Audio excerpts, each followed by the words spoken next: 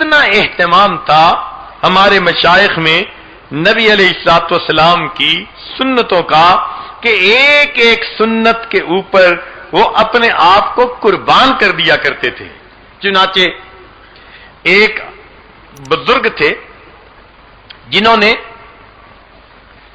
جن کا معمول یہ تھا کہ 1,00,000 مرتبہ درود شریف پڑھ کر کچھ عرصے بعد نبی علیہ السلام کو تحفہ بھیجا کرتے تھے، پھر 1,00,000 درود شریف پڑھ کر پھر تحفہ بھیجا کرتے تھے.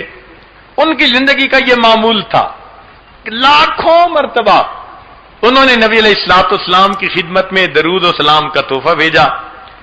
ان کو ایک مرتبہ خواب میں نبی علیہ السلام کی زیارت نصیب ہوئی. وہ فرماتے ہیں کہ میں نے نبی علیہ الصلوۃ والسلام کو دیکھا، آپ کا سینے انور گریبان کھلا تھا اور کچھ داغ تھے جیسے زخم کے ہوتے ہیں. تو میں دیکھ کر ذرا حیران ہوا، قریب ہوا. میں نے کہا اے آقا صلی اللہ علیہ وسلم، مجھے آپ کا سینہ چھلنی نظر آتا ہے، زخم کے نشان نظر آتے ہیں، خیریت تو ہے؟ نبی علیہ السلام نے فرمایا ہاں یہ لوگ ہیں جو میری سنت کو چیرتے ہیں، وہ میرے سینے پہ زخم لگاتے ہیں.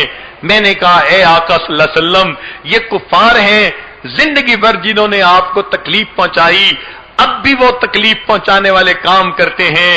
نبی علیہ السلام نے فرمایا میں کفار کی بات نہیں کر رہا، مجھے میرے رشتہ داروں نے تکلیفیں پہنچائیں، میں سجدے میں گیا، اوجڑی اوپر ڈال دی گئی، میں گلی میں سے چلتا تھا، لوگ میری طرف دیکھ کر بسا اوقات تھوکا کرتے تھے، میرے چہرے پہ مٹی پھینکا کرتے تھے، مجھے ان سے کوئی گلہ نہیں، اس لیے وہ تو کفار تھے، گلہ تو مجھے ان سے ہے جو کلمہ پڑھتے ہیں، مجھے اپنا آقا اور سردار مانتے ہیں، اور جب عمل کا وقت آتا ہے وہ میری سنتوں کو ذبح کر دیتے ہیں، ان کو احساس ہی نہیں ہوتا، ان کی وجہ سے آج میرا سینہ زخمی ہے.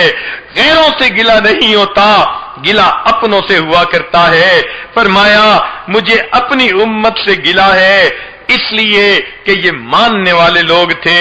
جب انہوں نے میری سنت کا جو ہے وہ اہتمام نہ کیا تو غیروں سے کیا امید کی جا سکتی ہے. نبی علیہ الصلوۃ والسلام نے جب یہ بات فرمائی ان بزرگ کی آنکھوں میں آنسو آ گئے. فرمایا تم تو غیروں کی بات کرتے ہو، ہم نے اپنے بھی آزمائے ہیں. تم تو غیروں کی بات کرتے ہو، ہم نے اپنے بھی آزمائے ہیں. لوگ کانٹوں سے بچ نکلتے ہیں، ہم نے پھولوں سے زخم کھائے ہیں. میرے آقا صلی اللہ علیہ وسلم خواب کے اندر غم زدہ حالت میں ہیں کہ مجھے غم ہے اپنی امت کی وجہ سے، جو کلمہ پڑھنے والے صبح اٹھتے ہیں چہرے سے سنت کو ہٹا کر اس کو گٹر کے اندر ڈال دیتے ہیں. کھانے کی سنت کا اہتمام نہیں، پینے کی سنت کا اہتمام نہیں. گھر کے اندر 10 روپے کا اگر کوئی بلب ٹوٹ جائے تو ماں بچے کے تھپڑ لگا دیتی ہے، وہی بچہ میری سنت کو توڑ دیتا ہے. ماں کے سر پہ جوں نہیں رینگتی، وہ ٹس سے مس نہیں ہوتا، باپ اس کا کوئی نوٹس نہیں لیتا. تو معلوم ہوتا ہے میری سنت ان کی نظر میں 1 روپے کے برابر بھی اہمیت نہیں رکھتی. یہ میرے وہ امتی ہیں جو میری شفاعت کے ہر وقت جو ہے وہ دل کے اندر حسرتیں رکھتے ہیں، لیکن میری سنت کا مذاق اڑاتے ہیں. اور پھر اور بھی زیادہ دیکھیے، کچھ تو وہ لوگ ہیں جنہوں نے انگریزی تعلیم پا کر دنیا داری کا راستہ اختیار کر لیا. اللہ کے حبیب صلی اللہ علیہ وسلم کو زیادہ تکلیف تو پھر ان سے پہنچتی ہے جو طالب علم بھی کہلائے، گھروں کو چھوڑ کر مدرسے میں بھی آ گئے. یہ لوگ جو کل میرے وارث بننے کے جو ہے وہ امیدوار ہیں، یہ بھی میری سنتوں کا اتنا اہتمام نہیں کرتے جتنا کرنا چاہیے تھا. مجھے ان سے زیادہ تکلیف پہنچتی ہے. یہ تو کل میرے وارث بننے کی تمنا رکھنے والے، مجھے اس سے زیادہ تکلیف پہنچتی ہے. چنانچہ علماء نے لکھا ہے ہم جتنے بھی اعمال کرتے ہیں قیامت کے دن اللہ کے حبیب صلی اللہ علیہ وسلم اس پر گواہ بنیں گے. قرآن کی آیت سے یہ ثابت ہے. وہ کیسے کہ ہفتہ میں جتنے ہم اعمال کرتے ہیں یہ اعمال جمعرات کے دن نبی علیہ السلام کی خدمت میں پیش کیے جاتے ہیں. ذرا غور کیجئے, آقا صلی اللہ علیہ وسلم جب ہم مسلمانوں کے اعمال کو دیکھتے ہوں گے, ہمارے گھروں کی زندگی کو دیکھتے ہوں گے, آقا کو کتنی تکلیف ہوتی ہوگی. یہ میرے وہ امتی ہیں جن کی خاطر میں رات کو سجدے میں پڑھ کر امتی امتی کہہ کے اللہ سے دعائیں مانگا کرتا تھا. میں اتنے لمبے سجدے کرتا تھا, میری عائشہ اٹھ کر میرے پاؤں کو ہلا کے دیکھتی تھی کہ میرے آقا صلی اللہ علیہ وسلم کی روح تو پرواز نہیں کر گئی. میں اللہ سے ایک ہی دعا مانگتا تھا, یا رب امتی, اے اللہ امت کا جو ہے وہ حساب آسان کر دینا. میرے اپنی بیٹیوں کے لیے نہ رویا, کبھی میں اپنی زینب کہہ کے نہ رویا, رقیہ کہہ کے نہ رویا, ام کلثوم کہہ کے نہ رویا, میں فاطمہ کہہ کے نہ رویا. اگر میں کبھی رویا اپنی امت کے لیے, یا رب امتی امتی, امت کے لیے رویا. لوگوں, دنیا میں اگر کوئی اپنی اولاد کے لیے روتا ہے 1 سال یا 2 سال, ماں بھی اپنے جوان بچے کو بھول جاتی ہے, مگر میں تو اپنی امت کے لیے 23 سال روتا رہا. کوئی ماں باپ 23 سال نہیں روتے. میں تہجد میں اتنا کھڑا ہوتا تھا حتی یتورمت قدماہو, قدمین مبارک متورم ہو جاتے تھے, اور اللہ سے دامن پھیلا کے ایک ہی دعا مانگتا تھا, اللہ میری امت کی بخشش کر دینا. میری امت نے میرے آنسوؤں کی قدر نہ کی, وہ تو خود اپنے ہاتھوں سے میری سنتوں کو مٹانے والے بن گئے اور میری سنتوں کو توڑنے والے بن گئے. ذرا ان کے گھروں کو دیکھو, آج میری سنتوں کی مذبح گاہیں بن چکی ہیں. جب شادی کا موقع ہوتا ہے ہر ایک کو منا لیتے ہیں, رشتہ دار ہو جا کر منا لاتے ہیں, قریب بھی جو ہے ہمسایہ ہو اس کو بھی منا لیا جاتا ہے, گھر کا ڈرائیور ناراض ہو اس کو بھی منا لیا جاتا ہے, گھر میں کام کرنے والی خادمہ ناراض ہو اس کو بھی پیغام بھیج دیتے ہیں, اور جی شادی کا موقع ہے سب کو بلا لینا چاہیے, کوئی بات نہیں ہم سوری کر دیتے ہیں. سب ناراض لوگوں کو منا کے گھر بلا لیا جاتا ہے. جب شادی کا وقت آتا ہے میری سنت کو گھر سے نکال دیا جاتا ہے. کیا ان کی نظر میں میری سنت کی کوئی اہمیت نہیں؟ کیوں یہ مجھے نہیں منانا چاہتے؟ کیوں یہ مجھے خوش نہیں کرنا چاہتے؟ تو واقعی اللہ کے حبیب صلی اللہ علیہ وسلم نے اگر قیامت کے دن ہم سے پوچھ لیا میرے امتی تو نے میری سنت کی کیا قدر کی, ہم کیا جواب دیں گے؟ احادیث میں آتا ہے نبی علیہ السلام حوض کوثر کے ہم پر ہوں گے, اس وقت کچھ امتی آئیں گے لیکن ان کو اس طرح دور بھگا دیا جائے گا جیسے اونٹ کو ہنکا دیا جاتا ہے. کہہ دیا جائے گا اے اللہ کے حبیب صلی اللہ علیہ وسلم یہ آپ کے امتی تو تھے لیکن سنتوں کو توڑ کے خوش ہوتے تھے, غیروں کے رسم و رواج پہ عمل کرنے والے, غیروں کے طریقوں کو اپنانے والے. سوہکن سوہکن چلے جاؤ یہاں سے, دفع دور ہو جاؤ یہاں سے. اللہ کے حبیب صلی اللہ علیہ وسلم اس وقت ایک آنکھ ادھر نہیں دیکھیں گے کہ تم نے تو میری سنت کا اہتمام نہ کیا. اگر قیامت کے دن ہم نبی علیہ السلام کی بارگاہ میں حاضر ہوئے, اے اللہ کے حبیب صلی اللہ علیہ وسلم ہماری شفاعت کر دیجئے, اور نبی علیہ السلام نے جواب میں اتنا پوچھ لیا کہ بتاؤ تم نے زندگی میں میری سنتوں کو کتنا اپنایا تھا, تو اس وقت ہم کیا جواب دیں گے؟ اللہ کے حبیب صلی اللہ علیہ وسلم نے فرما دیا تم ایسے وقت میں پیدا ہوئے جب لوگ اپنی چیزوں کا تعارف کروا رہے تھے, جب ایڈورٹائزمنٹ کا زمانہ تھا, ہر بندہ اپنے پروڈکٹ کو پوری دنیا کے اندر ایڈورٹائز کرنے کے چکر میں لگا ہوا تھا. لوگ تو اپنے پیتل اور تانبے کو بھی سونا بنا کے پیش کر رہے تھے. او میرے امتی تمہارے ہاتھ میں تو میری سنتیں سونے کی مانند تھیں, بتاؤ تم نے میری سنتوں کا کتنا تعارف کروایا. لوگوں نے سیل فون جیسی چیز کو کچے اور پکے مقام میں پہنچا کے دکھا دیا. تم نے میری سنت کے لیے کیا قربانی دی, کتنی کوشش کی, تم نے کہاں تک میری سنت کو امت کے سامنے پیش کیا. ہم اس وقت کوئی جواب نہ دے پائیں گے کہ اللہ کے حبیب صلی اللہ علیہ وسلم ہم نے آپ کی سنتوں کے لیے کیوں نہ کوشش کی.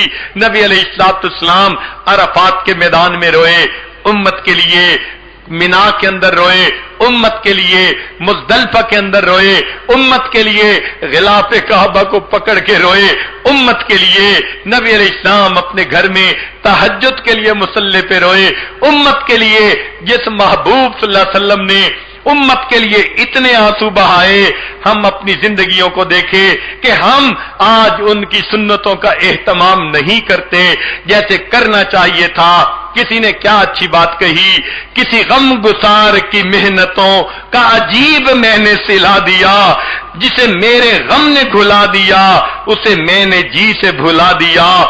मैं तेरे मदार की जालियों की ही मिदहतों में लगा रहा, तेरे दुश्मनों ने तेरे चमन में खिजा का जाल बिछा दिया। तेरे रोज बद्र के बाब के मैं वरक पलट के गुजर गया, मुझे तेरे दावे इश्क ने न सनम दिया न खुदा दिया। मेरे मेहरबा तेरा शुक्रिया जला किस अदा से ज़बां से करूं अदा, मेरी जिंदगी की अंधेरी शब में चराग फिक्र जला दिया।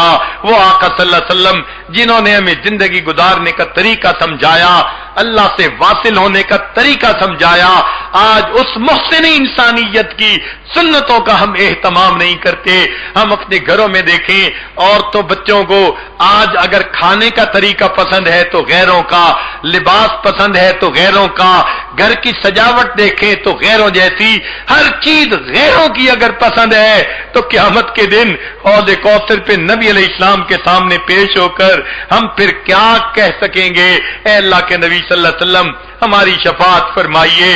एक 8 साल का बच्चा, उसने जब ये ख्वाब सुना कि एक बुजुर्ग लाख मर्तबा दुरूशी पढ़कर भेजा करते थे, उन्होंने ख्वाब में नबी अलैहिस्सलातु वस्सलाम के सीने अनवर को छलनी देखा, तो उस बच्चे के दिल में इतना दर्द हुआ, घर आके कहता है अम्मी आज के बाद मैं खाना खाऊंगा सुन्नत के मुताबिक, मैं कपड़े पहनूंगा सुन्नत के मुताबिक। अगर 7 साल का बच्चा सुन्नत का इतना एहतमाम करता है, क़यामत के दिन कहा जाएगा ओ उलमा के गिरोह, ओ हुफ्फाज और कुर्रा, जरा बताओ तो सही 7 साल के बच्चे जैसी गैरत भी तुम्हारे दिल में बेदार न हुई और तुमने दिल में नियत न की कि हम नबी अलैहिस्सलातु वस्सलाम के सीने को राहत पहुंचाएंगे, हम जख्म पे जख्म नहीं लगाएंगे।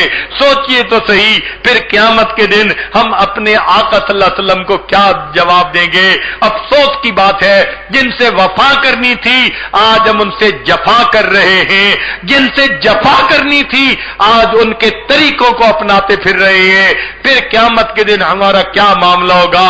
हमने बहुत सारे लोगों को देखा है अपने मां बाप का दिल दुखाते हुए झिझकते हैं, अम्मी रूठ जाएगी, अब्बू रूठ जाएंगे, मैं ये काम करना पसंद नहीं करता। वही बंदा जो मां और बाप के दिल दुखने का इतना ख्याल करता है, जब सुन्नत का वक्त आता है बेदरेग सुन्नत को तोड़ देता है, एहसास तक नहीं होता।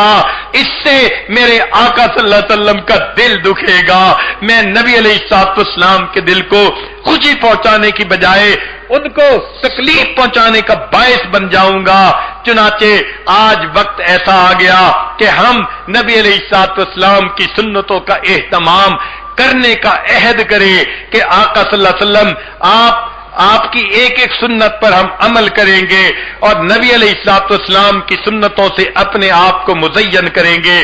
जरा तवज्जो कीजिएगा, अपनी बात को समेटते हुए ये आजिज एक बात मिसाल दे के समझाता है। किसी मां को बेटे से इतनी मोहब्बत होती है, अगर हाथ में उसके तस्वीर हो और कह दिया जाए जरा बच्चे की तस्वीर आग में डाल दो, मां कहेगी ये कैसे हो सकता है, मैं अपने बच्चे की तस्वीर आग के डाल दूं? उसे कहो इसे फाड़ दो, वो कहेगी मैं फाड़ती भी नहीं। उस मोहब्बत की वजह से जो मां को अपने बेटे से है, मां अपने बेटे की तस्वीर कभी आग में नहीं डालती।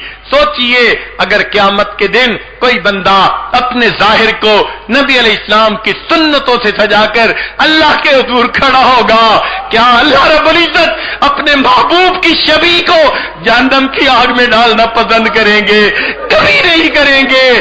फरमाएंगे मेरे बंदे तू तो लगता है मेरे महबूब सल्लल्लाहु अलैहि वसल्लम का नमूना बना हुआ है, मैं तेरे बातिन को ایک طرف کر کے تیرے ظاہر کی وجہ سے تجھے جنت عطا کر دیتا ہوں۔ سبحان اللہ، ہم نے دنیا میں دیکھا ظاہر کی وجہ سے محبت کی جاتی ہے۔ چنانچہ ایک بزرگ فرماتے ہیں، میں لڑکپن میں مدرسے جایا کرتا تھا، ایک گلی میں ایک عورت رہتی تھی، وہ جب بھی مجھے دیکھتی اپنے گھر بلا لیتی، بٹھا لیتی، کھانا کھلاتی، چیزیں دیتی، پیسے دیتی، بوسے لیتی اور جو ہے سینے سے لگاتی اور کہتی بچے پھر کبھی بھی آ جانا۔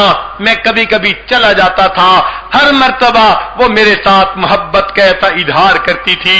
ایک دفعہ میں نے پوچھ لیا، اماں آپ مجھ سے اتنی محبت کا اظہار کیوں کرتی ہیں؟ تو اس نے جواب یہ دیا کہ میرے بیٹے، اصل بات یہ ہے میرا ایک بیٹا تیرا بالکل ہم عمر تھا اور اس کی شکل تیری شکل بالکل آپس میں ملتی ہے۔ بچے تم جب میرے سامنے آتے ہو مجھے اپنا بیٹا یاد آ جاتا ہے۔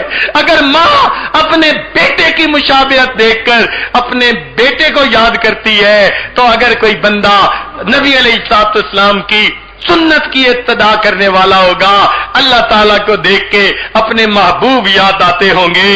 ہمارے اکابر کی تو کیفیت یہی تھی، یہاں تک جذب کر لوں کاش تیرے حسن کامل کو تجھی کو سب پکار اٹھے، گزر جاؤں جدھر سے میں، اے آقا صلی اللہ علیہ وسلم میں سنت کا ایسا نمونہ بن جاؤں، میں جدھر سے گزر جاؤں لوگوں کو میرے آقا صلی اللہ علیہ وسلم یاد آ جائیں۔ کاش ہمارے دلوں میں وہ محبت آ جائے سنت کی، وہ عظمت آ جائے سنت کی۔ پھر دیکھیے اللہ رب العزت کے حبیب صلی اللہ علیہ وسلم کو قیامت کے دن ہمیں دیکھ کر کتنی راحت ہوگی۔ چنانچہ نبی علیہ الصلوۃ والسلام کی امت سے محبت کا یہ عالم تھا۔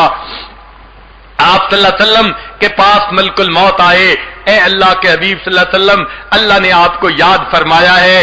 نبی علیہ السلام نے فرمایا ملک الموت پہلے مجھے اللہ تعالیٰ سے یہ پوچھ کے بتاؤ میرے بعد میری امت کا کیا حال ہوگا۔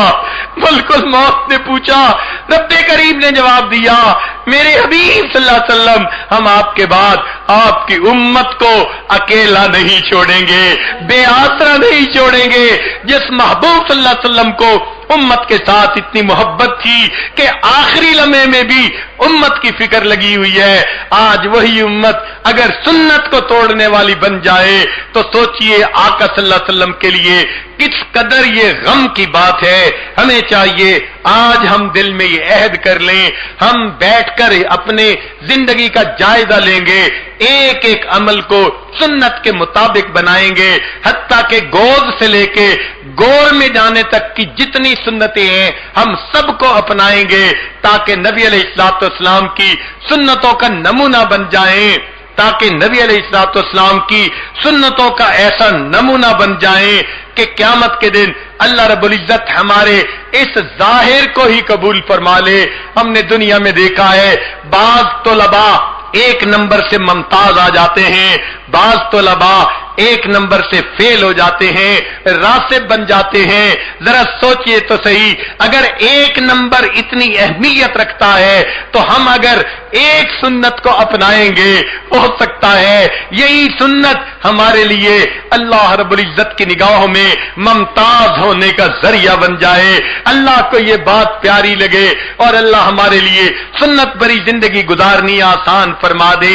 اللہ تعالیٰ کے لیے یہ بات کوئی مشکل نہیں۔ ہاں ہم تو ظاہر کو سجا سکتے ہیں، باطن کا معاملہ تو اللہ کے ذمہ ہے، مگر اتنی بات ضرور ہے قیامت کا دن ہوگا اگر ہم اپنی سنت شباہت کو لے کے اللہ کے حضور پہنچ گئے اور رب کریم نے پوچھا علماء طلباء تم دنیا سے کیا لے کر آئے تو اتنا تو کہہ سکیں گے تیرے محبوب کی یا رب شباہت لے کے آیا ہوں، حقیقت اس کو تو کر دے، میں صورت لے کے آیا ہوں، اے میرے مولا صورت تو بنائے پھرتے ہیں اس میں حقیقت کو بھر دینا یہ تو آپ کا کام ہے۔ آپ رحمت کی ایک نظر ڈال دیجئے، ہمارے من کی کیفیتوں کو بھی سنت کے مطابق بنا دیجئے تاکہ ظاہر و باطن سنت کے نور سے منور ہو جائیں۔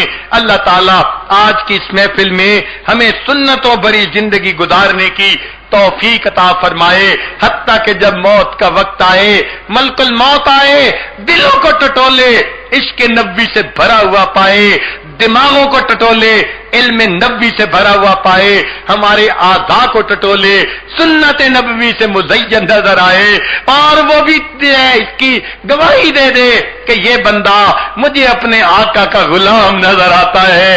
سوچئے کتنی کامیاب زندگی ہوگی۔ رب کریم ہمیں ایک ایک سنت پر محبت کے ساتھ عمل کرنے کی توفیق عطا فرمائے، اور اس سنت کے نور کو پوری دنیا کے اندر اللہ پھیلانے اور پہنچانے کی توفیق عطا فرمائے۔ وآخر دعوانا ان الحمد للہ رب العالمین۔